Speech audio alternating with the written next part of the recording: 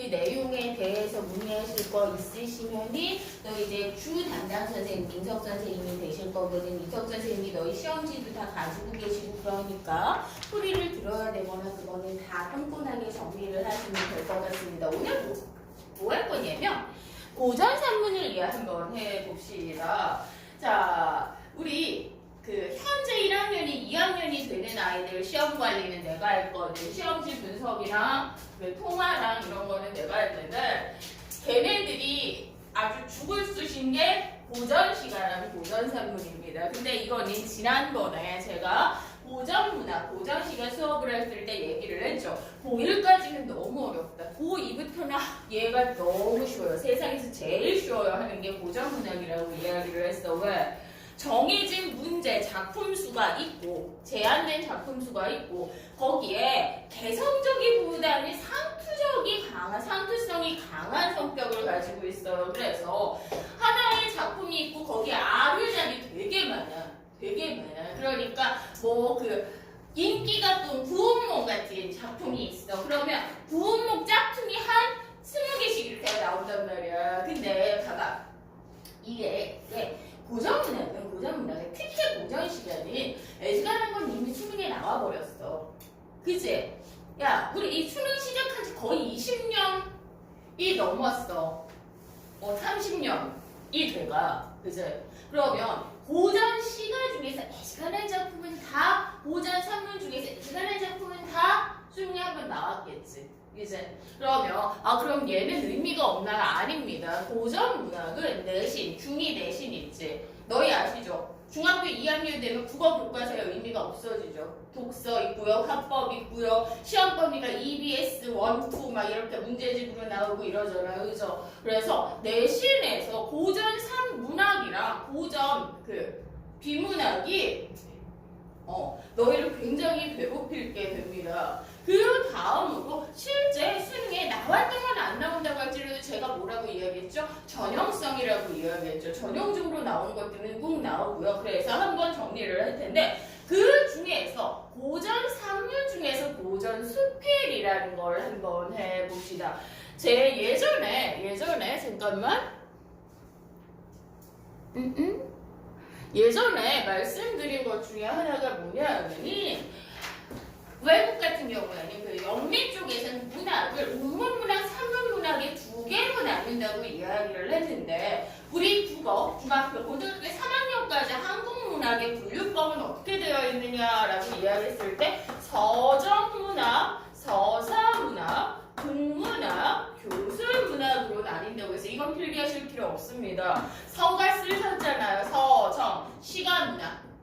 운율이 있는 거는 다 예로 하기로 했고 서사, 이야기를 가지고 있는 거, 허구적인 이야기를 가지고 있는 거는 다 서사문학하기로 했어요. 판소리계 소설이라든지 고전소설이라든지 현대소설이라든지 극은 희곡과 시나리오로 꾸며낸 이야기이지만 서술자가 없이 들어간다고 했습니다. 그리고 나서 얘가 딴 나라에서 비문학으로 하는데 동양문학 쪽에서는 문학으로 들어갔다고 이야기를 한 게 뭐냐면 교술문학이라는 건 뭐냐면은 기본적으로 사실을 바탕으로 교훈을 주려는 가성 성격이 강한 아이들을 교술문학이라고 이야기를 합니다. 너희가 알고 있는 교술문학이 뭐가 있을 거냐? 수필이라든지 전기문이라든지 편지라든지 기행문이라든지 이런 게 나오는데 특히 수필이 나왔을 땐 주의를 해달라고 했어요. 그러니까 학력평가에 나오든 수능에 나오든 수필이 나오면 모든 문학 중에서 가장 작가의 개성이 두드러지는 게 수필이기 때문에 표현상의 특징, 전개상의 특징이 굉장히 잘 나오는 유형이 수필입니다. 자, 그러면서 다른 나라는 얘네를 비문학으로 하는데 우리 동양문학은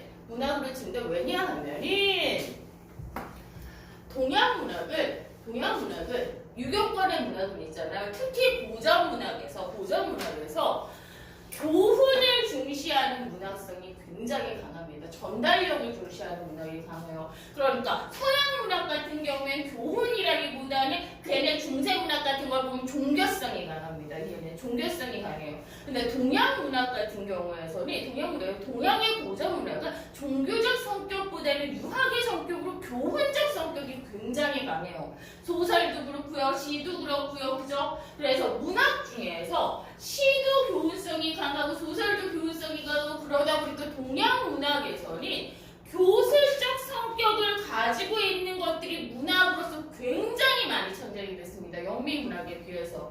그래서 걔네가 운문, 산문, 심플하게 둘로 나눌 때 우리는 교술이라는 걸 문학으로 포함시키지를 않으면 고전 문학에서 문학이 아니라 얘네를 다 비문학으로 날려버려야 되는 세계가 열려버린 거야. 그래서 동양 문학에서는 교술이라는 걸 굉장히 꼭 집어넣는데 그렇다는 건 뭡니까? 아, 교술 문학이라는 게 전반부터 후반까지 굉장히 많이 창작이 되겠구나라는 걸 배웠어. 그리고 우리가 기말고사 들어가기 전에 우리 시간문학에서 어떻게 이야기했냐면 고대문학, 중세문학, 근대문학이라고 이야기를 해서 통일신라까지의 고대문학이라고 해서 고전 시가와 향가를 배웠고요.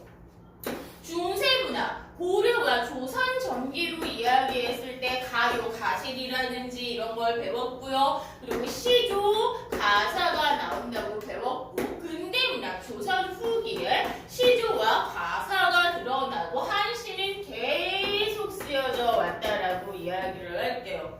시간문학의 흐름이 이랬는데 산문문학의 흐름으로 이야기를 하자면 재밌는 거 이야기를 해줄까요? 얘들아, 고전 소설이 언제부터 시작해요? 산문문학은 여기서부터 시작을 해요.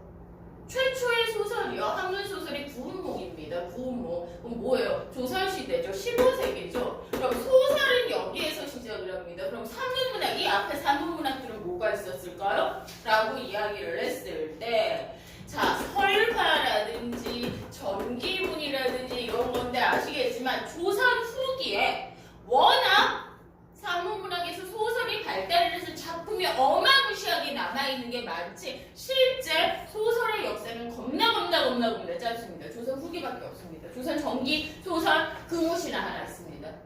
세조 때. 세종 때. 왜? 김시습이 저기 들어가서 니네 배웠지 논술 시간에.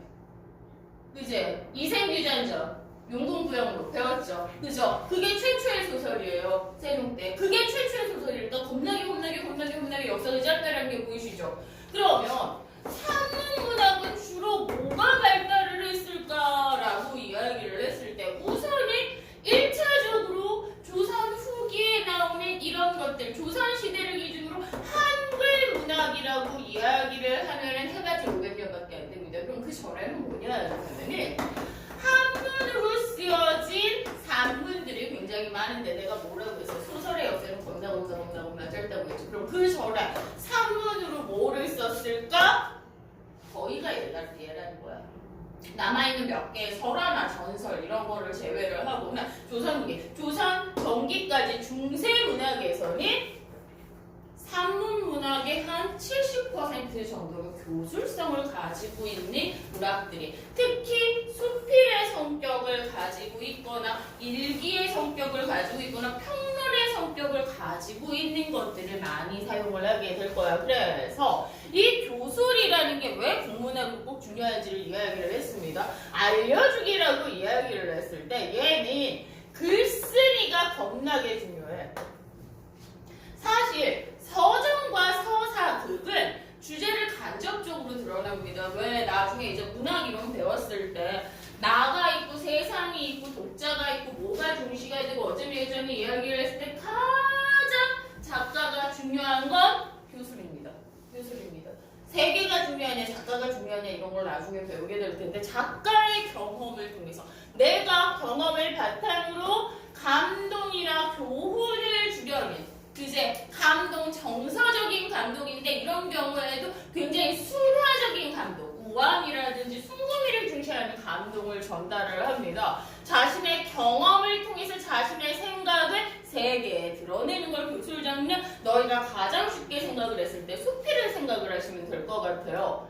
다른 문학 관련에 대해서 형식이 자유로울수록 수밖에 없습니다. 자, 문문은 문율이라는 형식이 있어야 되고요. 서사, 구금, 오단 구성이어야 돼. 발단적의 위기절정, 결말, 발단적의 절정하강, 대담이라든지 이런 갈등 구조가 있어야 되는데 수필은 형식이 훨씬 자유롭습니다. 하지만 현대 수필은 형식이 정말 자유로운데 고전 문학은 그럼에도 불구하고 고전이 가지고 있는 한문학으로서의 갈래가 있습니다. 자, 글쓰기가 자신의 생각 효과로는 직접 드러냅니다. 직접. 니네 이제 채채나 직접 간접이라는 거 내신이든 학력고사 문제든 은근히 키워드로 잘 쓰이네. 직접적으로 드러난다, 간접적으로 드러난다, 자주 쓰이는 거 느끼셨잖아요. 그죠?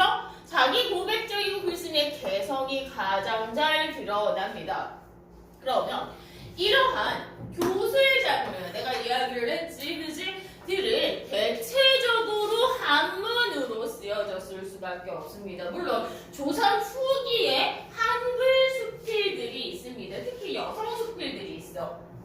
여성 왜냐? 후민정음이 이제 확장이 되면서 여성이 자신의 마음을 드러낸 수필들이 있기는 하는데 얘는 거의 다 가사 도수가 돼서 그렇고요. 자, 한문으로 되어 있는 수필은 무슨 논, 무슨 기, 무슨 서, 무슨 설이라고 했을 때 얘들아 요거 두 개 보면 돼. 야, 수능이든 한국교사 있잖아. 우리 주간 파피 보면은 문학은 꼭 밑에 작가랑 이름이 있지. 이제 그러니까 그리고 고전 문학 조금 전에 내가 그 앞에 지난주 고전 시간 문학 얘기했을 때 잔소리했는데 제목에 그제 전이라든지 설로 끝나면 고전 소설이고 그제 가라든지 그제 그 고전의 무슨 곡으로 끝나면 고전 상설 시가로 풀면 된다라고 이야기를 했는데 무슨 기 무슨 설로 끝나면 수필로 가자. 특히 어떤 수필로 가자? 교훈적 수필로 가자. 자, 그랬을 때 논이라는 거는 논리를 세워 옳고 그름을 밝히는 건데 논설문에 해당합니다. 중수필에 해당하는 거예요. 근데 얘는 나오기가 조금 어렵습니다. 논리를 세워 분석을 하는 게 있고요. 자, 여러 가지 사물에 대해서 기록을 했는데 사건이나 경험의 과정을 기록하는데 열하일기 있죠. 그제 박지원의 열하일기 얘로 끝났죠. 뭐 내가 중국에 갔다 온 열하 강을 건너갔다 온 것에 대한 기록 됐습니까? 그 기록을 통해서 교훈이나 깨달음 이 조그만 나라에서 낑낑매지 말고 조금 배우자라는 자신의 생각을 이야기를 했어. 선은 잘 안 나오니까 신경 안 써도 돼요. 자, 설 굉장히 잘 나와요. 주로 고려시대에 써여진 창작된 건데요. 구체적인 사물에 관해서 자신의 의견을 서술하면서 사물이 나오고요. 의견을 통해서 깨달음을 표현을 하는데 오늘 이 설이라는 거에 대해서 이야기를 하겠습니다. 고려시대, 고려말을 특히 몰락귀족이라든지 그지 신진사대부 계층이라든지 왜냐면 얘네는 기본적으로 뭐를 알아쓸 수 있어? 한자를 알아쓸 수 있어. 그래서 이런 고전 수필들의 평민의 의식이라든지 평민 이런 걸 생각을 하지 마시고요. 당시 시대의 지식인 계층을 이야기를 하셔야 됩니다. 그런데 이 지식인 계층들이 쓴 글에서 일반적으로 어떤 글들이 남아있겠느냐라고 이야기를 했을 때 시대가 드러나는 교훈이라든지 작가의 상황이 드러나는 것들이 나오게 되는데 그래서 실제 얘가 학력평가 문제에 나오게 되면은 아까 얘기했던 게 이거야. 시험지에 이렇게 있잖냐. 우리 시험지에 블라블라블라 막 고전 문학이야. 모르겠어. 라고 이야기했을 때 걔네한테 얘기한 게 니네는 이미 알아. 2학년이니까. 근데 1학년 애들은 모르더라고. 여기에서 15, 16, 17 세 문제 정도가 나오잖아. 근데 니네 눈치챘지? 셋 중에 하나에 복이 있는 거. 보기를 통해 블라블라블라블라 하는데 이거 힌트인 거 눈치챘지? 네 작품은 어느 시대에 쓰여진 작품으로 어떤 의도로 쓰여졌다. 보기를 바탕으로 문제를 풀라는 게 외적 준거 문제 나왔을 때 그래서 문제를 어렵게 하려는 게 아니라 이 고전 문학의 힌트가 들어간 것이 굉장히 많아. 그러니까 니는 고전 문학 나오면 우선 제목 봐. 그 다음에 밑에 문제 눈으로 쓱 컨닝해서 요런 보기 보기나 객관식 보기에서 작품에 대해서 힌트 주는 거 보란 말이야. 이것도 분명히 이렇게 나올 거야. 이욕설 참아서 이렇게 나 오늘 문제까지 풀 거거든. 그 밑에 문제 보기 한 다음에 이 글의 작가의 누구는 고려 말에 어쩌니 작가의 상황이나 이런 거죠. 얘가 뭐지? 지문 읽기 전에 힌트를 들어야 되는 거지. 고전문학 난이도는 그렇게까지 높게 나올 수가 없습니다. 특히나 작품 자체가 나왔을 때. 자, 그래서 오늘 뭐를 할 거냐 하면은요, 설과 기라는 걸 한번 하겠습니다. 우선은 설에 해당하는 거는 참아설, 이욕설, 무슨 설 겁나리 많이 나오게 되는데, 야, 나 내신 때, 니네 중간고사 때 얘기 때문에 내신 때 고전 산문 이거 설 이런 거 했니? 안 했니? 아, 중간고사 안 본 사람 없지 여기. 저쪽 반 애들이나 알겠구나. 중간고사 안 보고 논술하는 데에서는 이런 산문을 했었대, 고전 산문을. 근데 니네는 다 중간고사 때 내신을 했으니까 모르겠구나. 참아설, 이욕설, 무슨 설에서 고려 말에 조선 중기에서 말에 거의 다 쓰여졌는데요. 자, 이 책에 따라 사물에서 꼭 자신을 얘기해내는데 자 보세요. 비유가 우의가 맞습니다. 얘들아, 우의가 뭐지? 아가들 우의가 뭐지?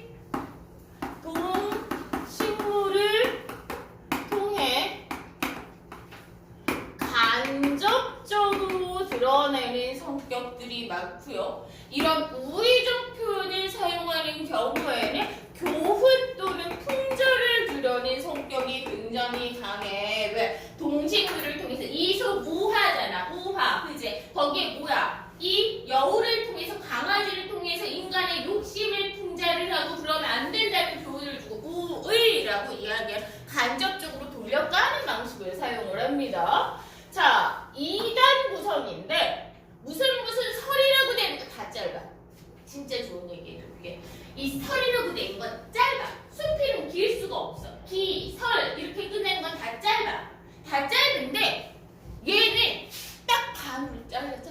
딱 반으로. 그럼 어떻게 하냐면 니네가 읽을 때 어떻게 읽으면 되냐면 앞부분에 사실이 있을 거야.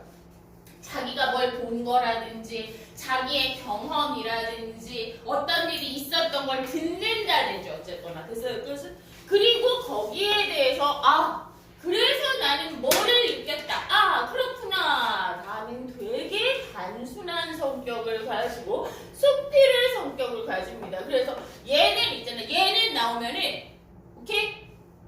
유추라든지 구성상 특징 문제가 꼭 나옵니다.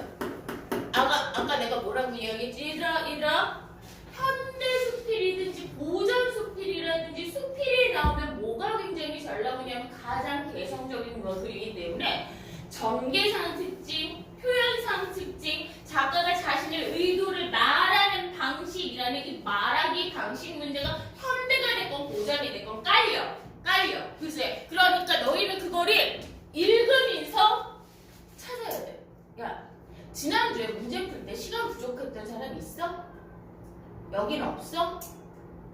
이게 경험이 없어서 45번 문제 했는데 이 시간 관리 잘못해서 뒤에 지문 3개 찍었어요 이런 거 나올 수 있거든. 1학년들은 다글다글한데 니네는 그래도 좀 적긴 할 텐데 이런 시간 관리를 하려면 제목 보고 어떻게 읽어야지 힌트 있는지 보자 라는 요령과 그지 방식도 너희가 알았으면 좋겠어. 자, 일상적인 소재를 사용해서 사색등을 주는 2단 구성에서 전개성 특징 오늘 할 거예요. 기는 소재, 기, 열할, 기라고 이야기를 하는데 사물에 대해서 무엇을 봤다, 무엇을 겪었다를 이야기를 하는데 얘도 결국 교훈이야. 그러니까 요즘 식으로 이야기를 하면은 그제 핸드폰을 봤는데 핸드폰이란 이러하고 이런 일을 하고 이런 일을 하니까 이거야말로 이러하지 않겠는가 이런 식의 설의적 표현을 많이 사용합니다. 자, 얘들아, 고전문학은 시가 됐건 산문이 됐건 설의법 겁나게 많이 사용돼. 그러니까 말투 잘 봐야 돼. 뭐뭐 하지 않겠느냐, 않겠는가, 않겠느나 이런 식으로 이야기하는 종결어미 통해서 우리 설의법 많이 찾을 거야. 설의법. 자, 그래서 자 넘겨봐. 내가 아무리 100만 번 읽어줘봤자 니네가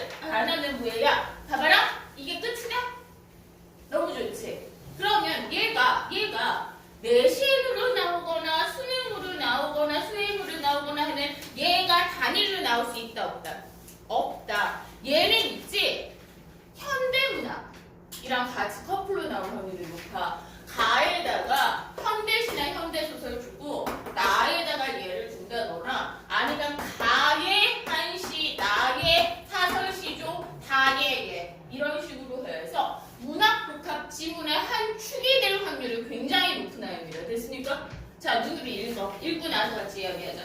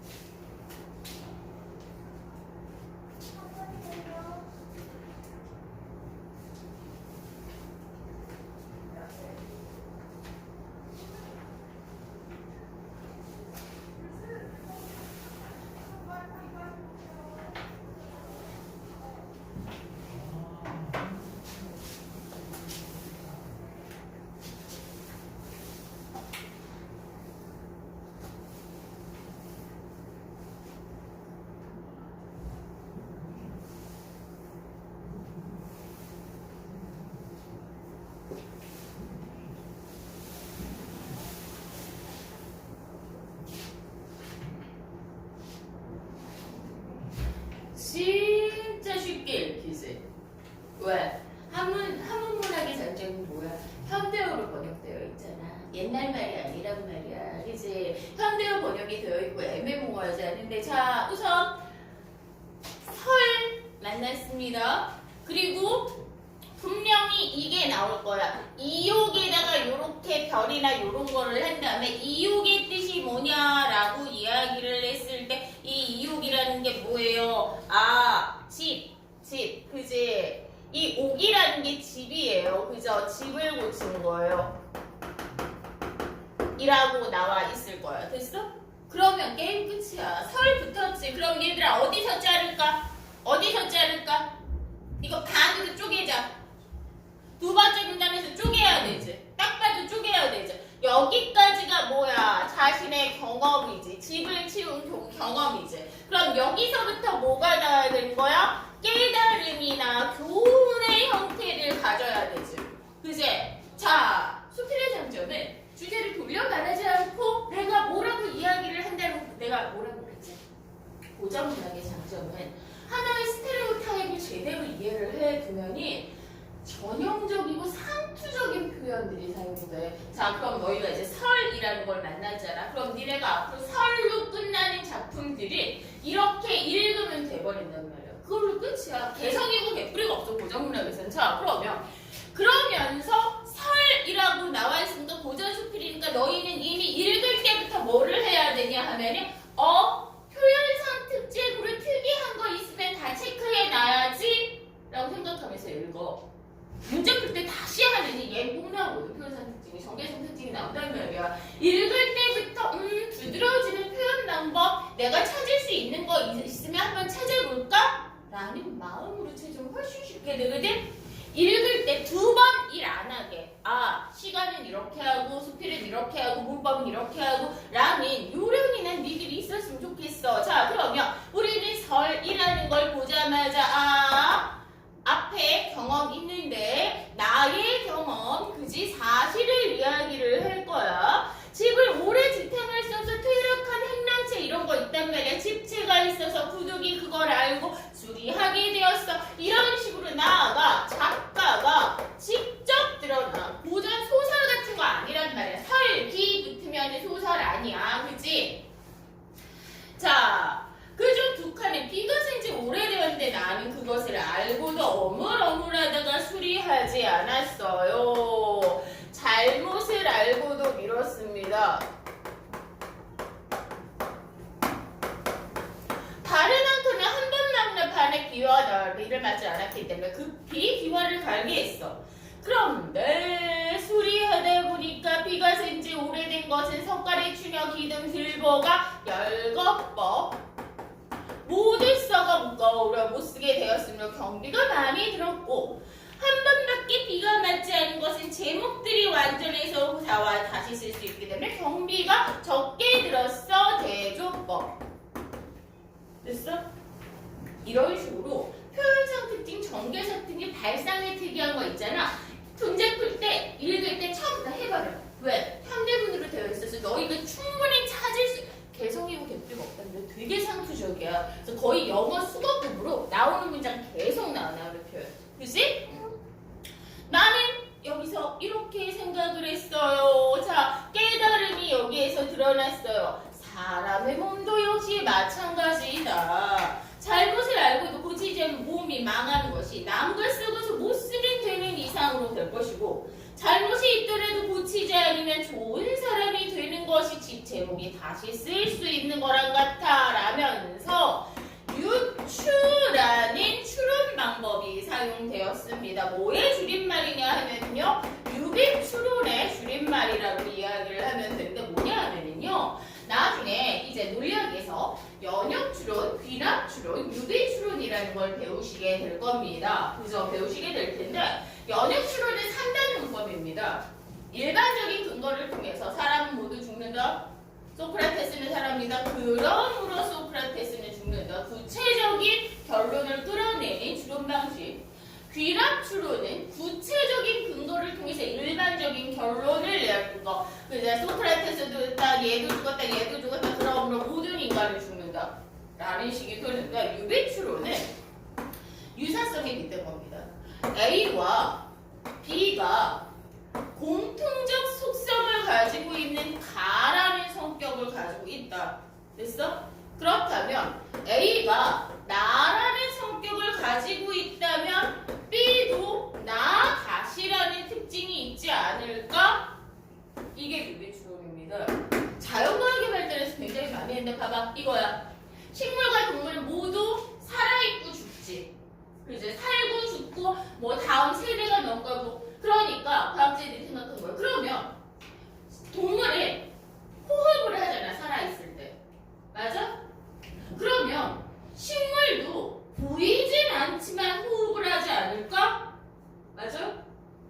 그래서 뭐예요? 이산화탄소 이거 있잖아. 이게 여기에서 추론에서 나오게 된 겁니다. 그래서 여기서 유비추론 뭐예요? 사람의 몸과 집의 공통점을 이야기해서 집이 이러하다면 사람도 이러할 것이다를 이야기를 하고 이뿐만 아니라 나라의 다스림도 같다라고 체험을 확장하고 있어요. 모든 일에서 백성에게서 심한 해가 될 것을 머뭇거리고 개척하지 않다가 백성이 못 살게 되고 나라가 위태하게 된 후에 갑자기 변경하려고 하면 자 이거 뭐예요? 한참 지나서 뭔가를 하려고 하면 우리 이거에 해당하는 속담 뭐 할까? 뭐 할까? 그렇지. 소 잃고 외양간 고치는요. 그러니까 이걸 하지 않고 어떻게 하자? 사자성어. 의 자세. 이응, 비읍, 미음, 히읗. 니네가 말하는 그게 맞아. 나중에 후회하지 말고 미리미리 준비하자. 미리미리. 유비무한. 그지. 먼저 그지. 준비를 하면 걱정이 없지 않겠느냐. 나중에 후회하지 마라. 그지. 그러니까 어찌 삼가지 않을 수 없겠느냐. 이거 되게 많이 종교로 많이 나오는데 이게 무슨 뜻이냐면 어찌 삼가지 않을 수 않겠느냐. 이제 부정문에 서리법까지 나와서 그래서 어쩌라는 거예요. 하지 말아라. 삼가라. 삼가다는 뭐야? 뭐뭐 하면 안 된다. 그럼 뭐야? 이렇게 삼가라. 하지 마라라는 경계 의도를 어찌 뭐뭐 하지 않겠느냐는 뭐뭐 하라는 소리야. 쌤은 얘들 되게 상투적인 종결이니까 어찌 뭐뭐 하지 않겠느냐 뭐뭐 해라 라는 경계 의도 서리법이 사용되는 것까지 나왔어요. 되셨습니까? 자 그러면 얘는 읽을 때 진짜 쉽게 읽었단 말이야. 진짜 쉽게 읽었지만 읽을 때부터 한자르고 경험, 열거, 대조, 유추, 서리라는 것들을 먼저 미리미리 준비해 두면 왜? 얘는 얘 혼자 안 있을 거야. 얘가 다일 거야. 가에 처음 보는 현대시 나오고 나의 한시 같은 거 나오든지 아니면 가에다가 현대 스필이 나올 거야. 현대사회의 문제점 같은 거 나올 거야. 그 다음에 얘 나온 다음에 다의 시 같은 거 하나를 주면 복합 지문의 하나로서 나오게 됩니다. 그래서 한번 할 때 튼튼하게 박아두면 다음에 유용한 도구로 사용할 수 있을 거야. 유용한 도구로 사용을 해보자. 자, 그래서 그 다음으로 가서 짠짠 설 도전소설이라고 이야기를 했죠. 교훈적이다, 유추적이다. 이제 이해되셨어요? 유비추어 될 때 경험을 통해서 이야기를 했는데 이게 무신정권 때, 그지? 그 권력을 잃은 사람이야, 이 사람이. 그지? 무신정권 때 권력에서 밀려나서 이 백성들은 이렇게 살기 힘들어 하는데 우리가 미리미리 뭐를 해야 되지 않겠느냐? 잘못을 빨리 알아 고쳐야 하지 않겠느냐? 체험과 깨달은 유추 사용되어 있습니다. 임들아, 이건 기승전결의 구조 아니다. 이럴 뻔했네요. 자, 4단 구조는 체험과 깨달음 나오게 됩니다. 그래서 형상화 방법, 자, 이런 식으로 나올 거야. 주제를 드러내는 방식은, 발상을 드러내는 방식은 주제의 형상화 방식은 있잖아요. 표현 방법, 이게 정확하게 얘기하면 표현 방법은 문장을 대상으로 하고 전개 방법은 문단, 내용을 대상으로 하고 구성상 특징은 형상화 방법은 이제 발상의 방식은 글 전체를 대상으로 합니다. 근데 이걸 엄격하게 구분을 안 하고 문제를 만드시는 분들이 있긴 한데 실제로 그게 맞긴 합니다. 근데 이런 형상화 방법은 글 전체거든? 글 전체에서 대상을 분석하고 사실 걔를 유추해서 비슷한 점으로 깨달음을 드러내고 걔를 확장하는 구조로 나오게 되어 있어서 이중 구조의 유추 구조를 가지고 있다라고 해서 얘가 나오게 될 겁니다. 그래서 앞으로 고려시대의 작품인데 수필인데 땡땡 설 만나면 이렇게 읽어보자. 별거 아니지. 얼마나 편해. 고전문학이라고 되어 있는데 진짜 별거 아니고 그 다음에 두 번째 기 나왔다. 기록할 기자 나왔어요. 그러면 무엇을 기록을 했느냐라고 이야기를 했을 때 사물이나 사실을 기록을 한 것이다. 그렇지? 그래서 얘는 사물이 나올 거야. 기는 뭐가 됐건 사물이 나와야 돼. 이 사물에 대해서 사실을 쭉 전개를 해. 그럼 뭐야? 정보학의 문제 나와야겠네?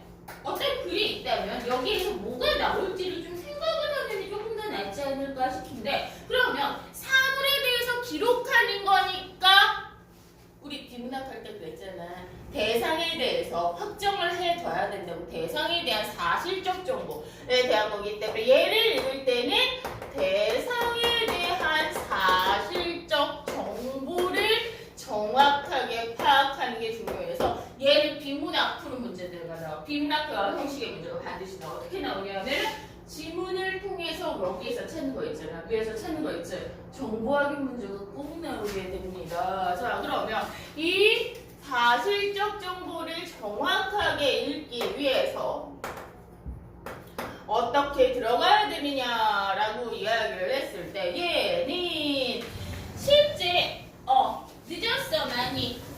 뭔 일 있었어? 앞으로 계속 그러냐? 그러면 이번 주에 조금 있다가 그거 해주실 거거든. 그 다음에 문제는 시간 확인해 주실 텐데 한번 다시 마음으로 확인해서 어떻게 변경할 수 있거나 있는지 승우씨. 자, 그래서 사물에 대해서 사실적 정확이면 정확하게 문단을 넣어야 되는데 그렇다는 건 뭐냐 하면 니네는 이걸 읽을 때 정보하기는 어떻게 하겠어? 정보하기는 어떻게 하겠어? 문단 중심 내용으로 하기로 했잖아. 그지? 그래서 얘는 있잖아. 여러 번 얘기했지만 이삿짐을 박스를 다 깔 필요는 없잖아. 여러 곳이라도 돼 있는 박스만 까면 되잖아. 그지? 그릇이라는 박스만 까면 되잖아. 그러니까 얘는 뭐냐 하면은 대강 뭐 담겨져 있는 걸로 묶어야 돼. 무엇에 대해서 설명하지만 제발 요약하지 말고 설명하지 말고 무엇에 대해서 이야기하는지 큼직큼직하게 박스를 잡아놓고 쌤말이들 그리고 나서 문제를 풀면 여기 있잖아요. 2번 일하면 안 된다고. 뒤에 갔을 때 시간이 쫓겨서 심장 두근두근하는 순간 뒤에 문제는 망하는 거야. 저학년일수록 뒤로 갈수록 오답률이 높은 건 뭐냐면 슬슬 걷어야 되면 심장이 두근거리기 시작하거든. 그러면 풀 수 있는 문제가 안 풀려. 그럼 우리는 어떻게 해야 돼? 최대한 벌 수 있는 시간은 잘 벌어두자고. 그치? 꼼꼼하게. 그러려면 처음부터 읽을 때 아까 이제 서울 같은 경우에 표현상 특징 잘 잡고 얘는 뭐야? 크게 문장 중심 내용 중 크게 소제목 좀 잡아볼까? 그러면 읽기가 조금 쉬울 것 같고요. 그리고 역시나 표현상 특징을 얘들아 고전 수필이 됐건 현대 수필이 됐건 표현상 특징, 전개상 특징, 뭐 구성상 특징 이건 어쩔 수 없이 나와야 됩니다. 항상 나와야 되는 거는 어쩔 수 없어요. 그래서 이거를 잡으실 건데요. 근데 얘를 볼 때 우리 그러기로 했잖아. 뭐부터 하기로 했냐 하면이 제목을 보고 작가를 먼저 봤어. 근데 나 이 사람 알아. 이 사람 알아. 뭘로 알아? 정약용. 다산 정약용.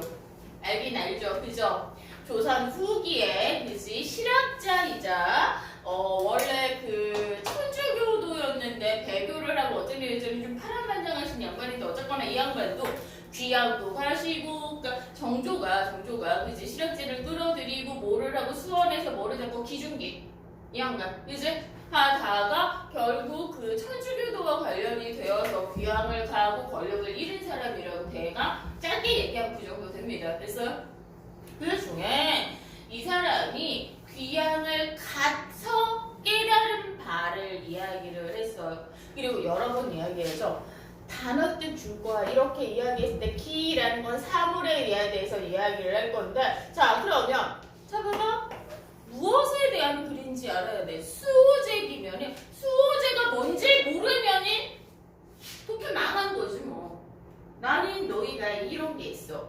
고전문학이라든지 잘 안 쓰는 말이라든지 이렇게 나오면 영어 독해하듯이 문장 독해가 되지 않았기 때문에 나는 이걸 풀 수 없다라고 생각하시는 분들을 많이 뵀는데 그렇지 않습니다. 그렇지 않습니다. 뼈대만 잘 잡아둬도 애지간한 짜잘한 정보들이 자석이 지남처럼 붙어 떼대대다 붙어. 그럼 우선 수호제가 뭔지를 보자. 수호제는 뭐냐 하면은 큰형님이 자신의 서재에 붙인 이름이야. 그러면 이 사람 뭐에 대해서 글을 썼냐 하면은 내 큰형님의 서재라고 이야기한 사랑방입니다. 옛날에는 안채 사랑방이라고 해서 독채의 형식이었어. 큰형님이 그 자신의 독립된 그지 서재에 붙인 이름이야. 그러면 수호제가 뭐냐 하면이 큰형님의 서재인데 이 큰형님의 의아하게 과거 뭐 이런 게 생겼겠어. 자 그러면 나보다 이야기했는데 피로 지키자들 내가 어디 갈 것이냐 일하간인데 그럼 이 이상한 이름 이런 건 뭐예요? 수호제는 나를 지키는 집 이라는 뜻이지. 이제 거기에 대해서 오가 나오자야. 수가 수호할 때야. 이제 나를 지키는 집 이러니 나는 우리 형님 네이밍셋은 좀 꽝이구나. 뭐 나는 항상 내가 있는데 뭐 지킬 필요 있나? 내가 나로 있는 이상 이걸 떨어지지 않을 텐데 라고 나의 과거의 생각이 나왔어요. 됐습니까? 여기까지? 자 우선은 나는 읽을 때 너희가 이 수호제가 제목이 수호제인데 수호제가 뭔지를 먼저 확정 꽝꽝꽝 나를 지키는 집. 처음에 이걸 이해를 못했는데 귀향은으로 생각을 하게 될 거야. 귀향은 다음에 생각을 했는데 우리 형님이 생각이 깊으셨구나. 얘네 큰형만 귀향 안 갔어. 얘네 집안에 둘째 형도 귀향 가고 그랬는데 그 양반이 좀 생각이 있겠구나. 그럼 깨달음의 계기. 그러니까 이 망할 놈의 유배문학 때문에 귀향만 갔다고 하면은 관동경국, 삼위인국, 송리인국 니네 배워야 되는 그지같이 긴 글들을 열심히 쓰셔. 귀향감 할 일 없으신가 봐. 그래서 유괴문학이라고 니네가 배우는 문학 중에서 되게 많이 있어. 자, 어느 날 갑자기 이런 의문에 대해서 뻔히 깨달을 수 있어. 나는 벌떡 일어나 다음 이야기에서 깨달음의 계기 나오고, 자, 말했어. 자, 그러면 이 깨달음에 대해서 문단이 쭉 이렇게 나와 있지. 그지? 쭉 나와 있지. 자, 그러면 생각이 있으면 그 이유가 나올 거야, 될 거야. 그래서 그 이유가 어떻게 드러내느냐? 천하 만물 중에 지켜야 할 것은 오직 나뿐이야. 처음엔 나를 지킨다는 게 당연히 안 지켜도 되지 라고 생각을 했는데 그래야 돼. 왜냐하면 내 밭을 지고 도망갈 사람이 있겠으냐? 그러니 밭을 지킬 사람 필요가 없다. 자, 이거 뭐예요? 문답법 사용했죠. 그지? 내 집을 지고 날 사람이 있겠느냐? 그러니 집을 지킬 필요가 없다. 내 동산에 꽃나무와 과실나무를 뽑아갈 수 있겠느냐? 나무 뿌리는 땅속 깊이 있다. 내 책을 훔쳐가서 없앨 수 있겠느냐? 성현의 경전은 세상에 널리 펴져 물과 불처럼 흐르는데 누가 능히 있을 수 있겠느냐? 내 옷과 양식을 도둑질해서 나를 가난하게 할 수 있겠느냐? 천하의 실이 모두 내 옷이 될 수 있고 천하의 곡식이 모두 내 양식이 될 수 있어. 도둑이 비록 훔쳐간다 아니라 하나에 불과했던 천하의 모든 곡식을 다 없앨 수는 없어. 따라서 천하 만물 중에 꼭 지켜야 하는 건 없어. 그지? 꼭 지켜야 하는 건 없어. 자, 그래서 문답법 사용했고 열거했지 사물을. 그지? 열거와 나열을 통해서 당연히 지켜야 되는 건 없어. 세상 만물들 중에 지켜야 될 건 없어. 근데 그 다음 문단은 뭐로 시작을 했어? 그러나 이 나라는 거. 야, 봐봐라. 작은 따옴표잖아. 뭐라고 했어? 비문학에서 작은 따옴표는 반짝반짝 작은 별이라고 이야기를 했잖아. 고전수필은 비문학에 가깝습니다. 자, 성품이 달아나기를 잘하며 출입이 무상을 해요. 이 나라는 것은 쉽게 쉽게 이야기해서 유혹에 잘 넘어가. 아주 친밀하게 붙어있어 서로 배반할 적을 보지 못할 것 같지만 나는 나랑 같이 있으니까 배반을 못하겠지. 그지? 자, 잠시라도 살피지 않으면 어느 곳이 가지 않은 곳이 없어. 이익으로 유혹하면 떠나고 위험과 제약으로 겁을 주면 떠나며 질탕한 음악 소리만 들어도 떠나가고 어비이나 어여쁜 얼굴과 요염한 자세만 들어도 떠나갑니다. 열거를 하라는 거야. 나는 유혹이 굉장히 쉽게 넘어가는 존재야. 인간이란. 그지? 인간은 너무 쉽게 넘어갈 거야. 그러므로 천하 만물 중 이제 또 결론 나왔지?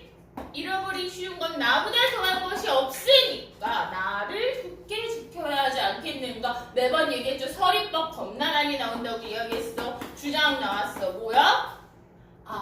나를 가장 잘 지켜야 돼. 자, 열거 예시를 통해서 주장. 대조하고 열거 예시를 통한 주장. 자, 이 얘기야. 읽을 때 처음부터 이렇게 해두라고. 이제 해두라고. 얘 주장 나고 얘 주장 나왔습니다. 그러면서 나를 앞부분에서 세상의 것들을 지키지 않아도 되는 이유, 나를 지켜야 하는 이유가 나오고 나는 나를 허투루 갈각해다가 나를 잃은 사람이야 라고 자신의 경험으로 이야기를 하는 거예요. 자, 그럼 자신의 후회가 되는데 봐봐. 자, 작은 따옴표로 되어 있는 나랑 그냥 나가 다른데요. 나는 그냥 나로 되어 있는 건 현실적 자아입니다.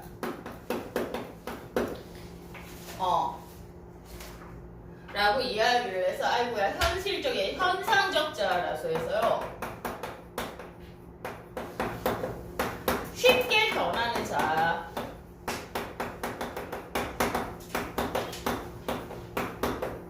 네, 이렇게 나로 되어 있는 여건이 본질적 자아라고 이야기를 할 수 있습니다. 어째 우리 이제 심리학 얘기 나올만 하지. 자, 프로이드, 융 이런 거 있잖아. 이드, 에고 이런 거 나오는 것들 쭉쭉 나올 수 있을 거야.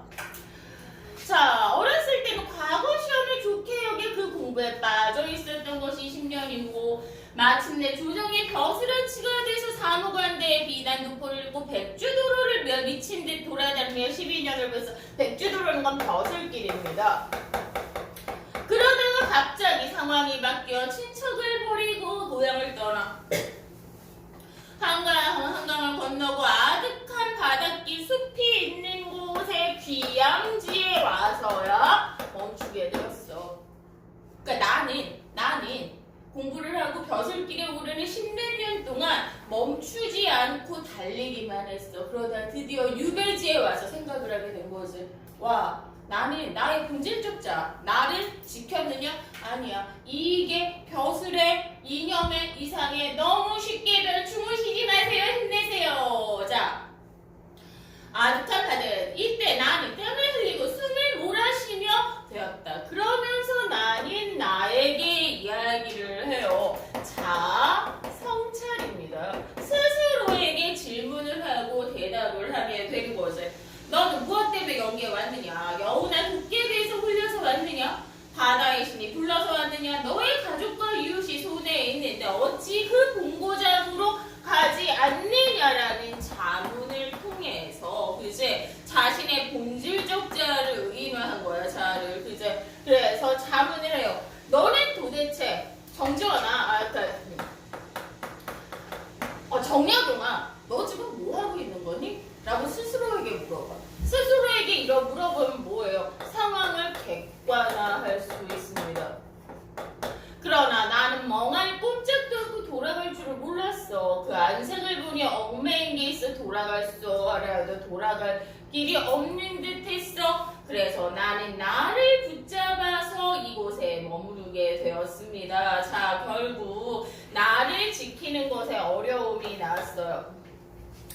이 무렵 내 둘째 형님 또한 나를 잊고 남의 섬으로 얘도 그 유배 갔거든요. 이때 나를 붙잡아 그곳에 멈추게 되었다. 그래서 현상적 자와 이야기를 나옵니다. 오직 큰형님만이 나를 잃지 않고 편안하게 수호제 있어요. 왜? 이 사람은 유혹에 넘어가지 않았어요.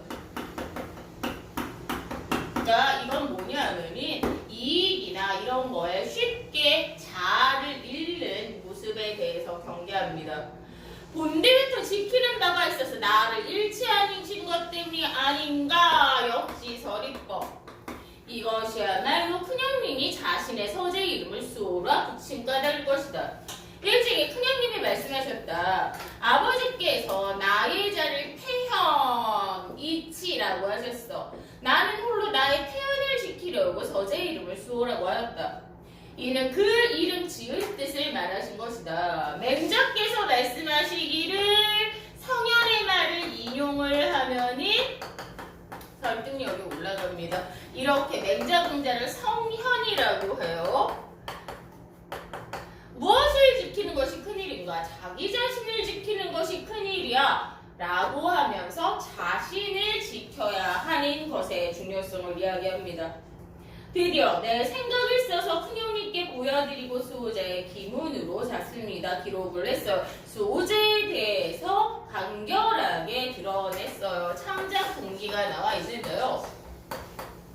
별거 아니야. 그지? 됐을 때 나를 유혹에 의해서 자신의 본질적 자아를 잃은 것에 대해서 후회를 하는데 우선은 수호제라는 그지? 대상을 통해서 드러냈습니다. 10페이지로 가셔서 역시나 한문수필이라고 이야기를 했어요. 과거의 자신의 삶을 돌아봐서 반성하고 있죠. 자, 과거를 반성하고 깨달음을 이야기를 하고 나의 마음을 객관화해서 대화하는 독특한 성격을 가지고 있는데요. 4단 구성이 있으면 기승전결의 구조가 굉장히 많습니다. 자, 그래서 대조를 하는 거야. 천하의 모든 것은 없애지 못하는 것도 있고 대체 가능한 걸 바꿀 수 있어. 그제 지킬 필요가 없어. 바꾸면 돼. 그제 다시 사면 돼. 쉽게 얘기해서. 근데 나는 한번 잃어버리면 안 안 돌아올 거야. 본질적 나를 잃어버리면 나처럼 귀향가게 된다 얘들아. 그 얘기하는 겁니다. 자, 그래서 얘들은 귀향을 가기 전과 후로 이야기가 나오게 돼요. 그래서 님들아 잘 봐봐. 이제 11페이지를 보면은 이렇게 이웃설 이렇게 나오는데 내가 뭐라고 했어? 이렇게 나온다니까? 6번의 보기처럼 힌트가 나온다는 말이야. 얘를 보고 지문을 읽으면 훨씬 쉽다는 거야. 근데 얘들아 그 다음에 수호제기는 이런 힌트가 없는 이유가 얘는 내신 문제야. 내신 문제야. 고등학교 2학년 문학 내신 문제야. 문학 내신 문제라서 보기가 없는 거야. 수능형 문제는 저렇게 나와 있고 됐니? 자, 그리고 나서 넘기셔서 사동피동이라고 이야기했을 때 이거 간단하게 이야기를 해보자. 능동과 피동은 별거 아닌데요. 아니 찾으려고 하면 겁나게 별건데 그냥 간단하게만 이야기할게. 길게는 설명을 못 해줘서 뭐냐 하면은 자 공식이 있습니다. 무조건 사동피동 이렇게 나왔을 때는 1. 서술어 찾기. 서술어는 뭐야? 활용하는 어절 찾아. 됐어 여기까지? 활용하는 어절을 찾아. 자 동사이거나 형용사이거나 사이거나 명사 플러스 이다일 거야. 물론 맨 뒤에 거가 서술어다라고 이야기를 할 수 있는데 나중에 니들 견문장 찾는 것 때문에 나는 그렇게 안 가르쳐. 그렇게 가르치면 되게 고생을 해. 됐어 여기까지? 자 그러면 이렇게 맨 뒤에 활용할 수 있는 걸 서술어를 찾은 다음에 이 서술어에 니들 나랑 문법한 놈들 알지? 이제 기본 얘한테 서술어를 찾고 얘한테 누가 무엇이를 물어봐봐. 됐어?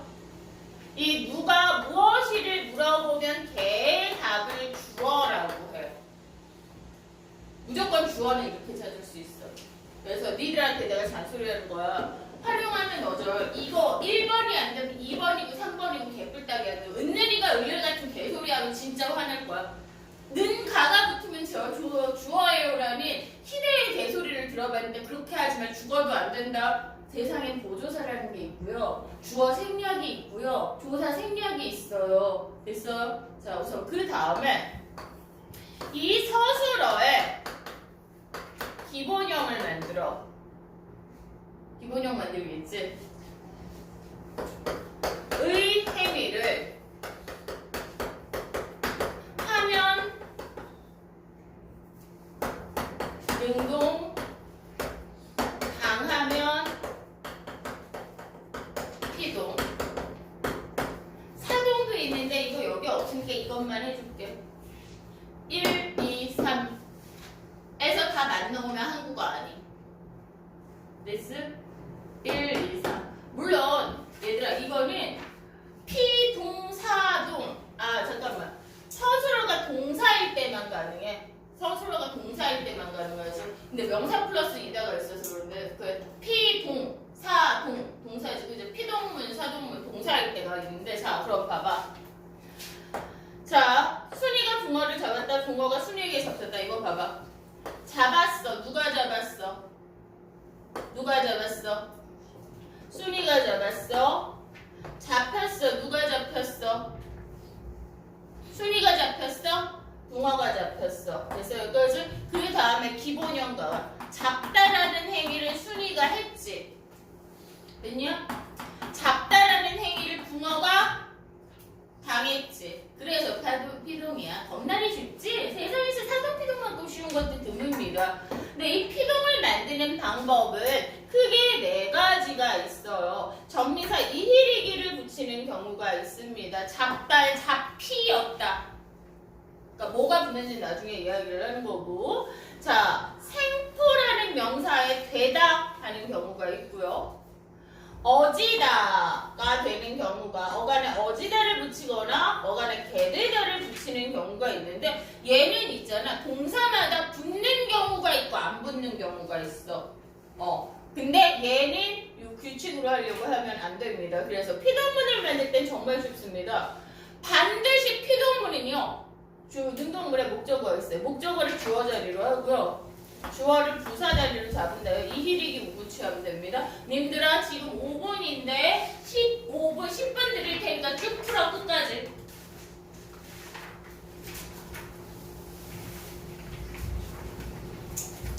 안 되면 문학이라도 다 할 수 있게. 자, 영상 보신 분은 동봉한 자필본으로 확인하고 질문 있으시면 질문해 주세요. 수고하셨습니다.